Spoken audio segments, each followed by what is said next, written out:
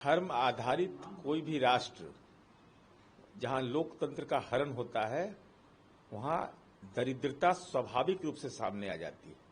पाकिस्तान आज भुखमरी के कगार पर है और लोकतांत्रिक अधिकारों को सेना उसका इस्तेमाल करती है, कुंठित कर दिया है लोकतंत्र को। तो पाक प्रायोजित आतंकवाद जिसने दुनिया के अंदर में एक ऐसी मिसाल कायम किया कि देश नहीं विदेश के पर्यटक पहलगाम में मारे गए कश्मीर के, तो स्वाभाविक है भारत के सेना के शौर्य बल ने, उनके पराक्रम ने करारा जवाब दिया है। तो आदरणीय प्रधानमंत्री जी का यह मंतव्य कि पाकिस्तान को कीमत चुकानी पड़ी है और चुकानी पड़ेगी, हम दुनिया के अंदर में हमारे सांसद गए हैं और अपनी बात को रख रहे हैं, विभिन्न दलों के तमाम दलों के सांसद, और इस बात की पुष्टि होगी कि सेना का ऑफिसर आतंकी के अंत्येष्टि में पाकिस्तान में शामिल होता है।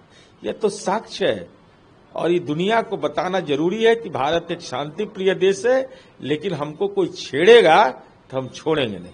प्रधानमंत्री ने यह भी कहा है कि ये मोदी का दिमाग ठंडा रहता है लेकिन लहू गर्म है, मोदी के नसों में लहू नहीं गर्म सिंदूर बह रहा है। देखिए, ये तो आदरणीय प्रधानमंत्री जी के अपनी बात कहने का तरीका है। उनके कहने का तरीका यह है कि भारत एक शांति प्रिय देश है। देश के प्रधानमंत्री को देश चलाना है, विदेश से हमारे राजनयिक संबंध इसका भी निर्धारण करना है, लेकिन हमारे आंतरिक मामले में कोई हस्तक्षेप करे तो ये आध्यात्म की धरती है, भगवती की धरती है। यहाँ पर बेटियों की पूजा होती है यहाँ, तो बेटियों का सिंदूर कोई उजाड़ेगा तो जवाब तो मिलेगा। राहुल गांधी ने ट्वीट किया है और कहा कि मोदी जी खोखले भाषण देना बंद कीजिए, आपको भारत के संबंध में समझौता कर दिया आपने। देखिए, अब माननीय राहुल गांधी जी प्रतिपक्ष के नेता हैं, 99 सांसद उनके जीत कर आए हैं। ये कैसी परंपरा आप शुरू कर रहे हैं कि जब पाक प्रायोजित आतंकवाद पहलगाम में होता है, 2-2 बार सर्वदलीय बैठक होती है, तमाम राजनीतिक दल के लोग दुनिया के विभिन्न देश में, जिसमें आपका दल भी शामिल है, देश के स्वाभिमान ने समझौता कर लिया। मोहम्मद इम्तियाज जैसे लोगों ने शहादत दे दिया, देश की सेना ने शहादत दिया है और उस सेना की शहादत का राजनीतिकरण आप कर रहे हैं। बस देश के सेना के शौर्य बल के बदौलत ही ना आज पाकिस्तान के आतंकी ठिकानों को चंद मिनटों के अंदर ध्वस्त कर दिया और पाकिस्तान को मजबूर किया। पाकिस्तान ने कहा, आगे हाथ बढ़ाया, तो भारत ने कहा कि अपनी शर्तों पर हम काम करते हैं। अगर बात भी होगी तो बात किसी मध्यस्थता के आधार पर नहीं, बल्कि पीओके के सवाल पर और आतंकी घटना के पर होगी। इसलिए आदरणीय राहुल गांधी जी राजनीतिक हित से बड़ा राष्ट्रीय हित है।